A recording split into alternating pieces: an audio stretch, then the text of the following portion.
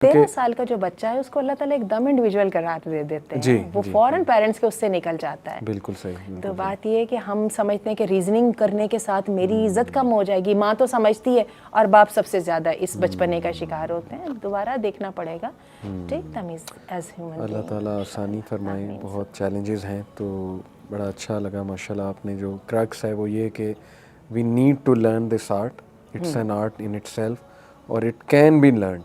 اللہ سبحانہ تعالیٰ نے بھی کہا نا وَأَن لَيْسَ لِلْإِنسَانِ إِلَّا مَا سَعَى, انسان کو ملے گا وہی جس کی وہ کوشش کرے گا. جو پیرنٹس بچوں میں انویسٹ کریں گے ان دا رائٹ وے, تو آئی تھنک کہ پاسبل ہی نہیں کہ اس کا ریٹرن جو ہے وہ انہیں ہماری نئی جو جنریشن ہے وہ بہت تکلیف میں ہے, تو ہمیں اس کے ہارٹ کو ٹچ کرنا ہے. اور میرا خیال ہے پیرنٹ سے بڑھ کے کوئی بھی اس پوزیشن میں نہیں ہے جو ہارٹ کو ٹچ کر سکے, کیونکہ ایموشنل ہیں وہ.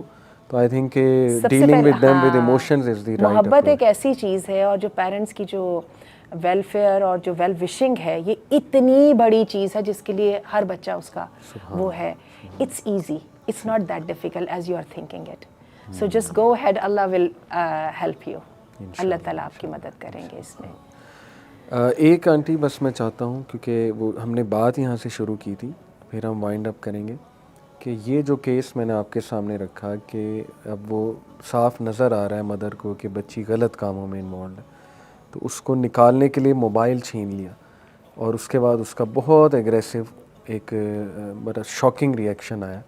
اس کیس میں جسٹ لاسٹ فیو ورڈ, اس کیس میں کیا کرے مدر, پیرنٹ کیا کرے؟ کاؤنسلنگ کرائے, خود تو ہاتھ سے نکل گئی ان کے. If I put myself in her shoes, تو میں پتہ کیا کروں گی. ٹھیک ہے وہ چھری نکالنے والا ایونٹ چلا گیا, ماں کو بھی تکلیف پہنچی, بیٹی کو بھی تکلیف. She wasn't happy after doing that. بچی بھی وہ چھری نکال کے خوش نہیں ہوئی. ٹھیک ہے, اب دونوں تھوڑے سے ٹون ڈاؤن کر رہے ہیں.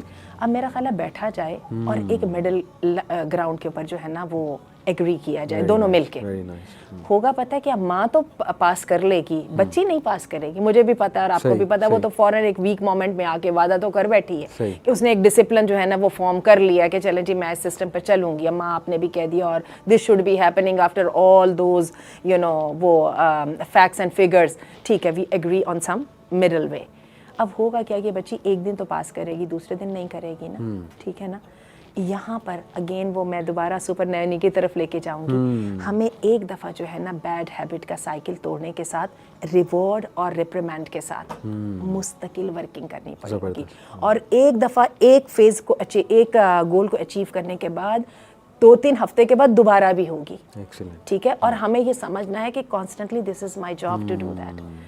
اور دیٹس واٹ اپنی پوری زندگی کے ہم ایفرٹس ان بچوں کے لیے تو کرتے ہیں, تو یہ بھی اسی کا پارٹ ہے. ہم نے سوچا کہ شاید انٹلیکچوئل لیول پہ کام کسی اور نے کرنا ہے, ہم نے صرف ان کو کپڑے پہنانے ہیں یا چومنا ہے, ایسا نہیں ہے.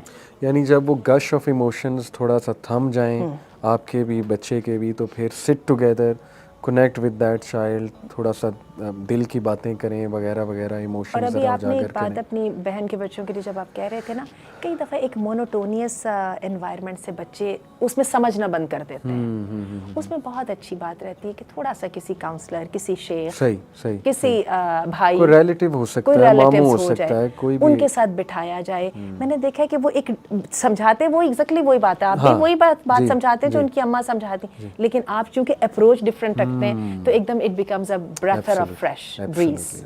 تو let us do that. Excellent excellent, ماشاءاللہ, جزاک اللہ خیر آنٹی. انشاءاللہ آپ کے ساتھ مزید کرتے رہیں گے پروگرام.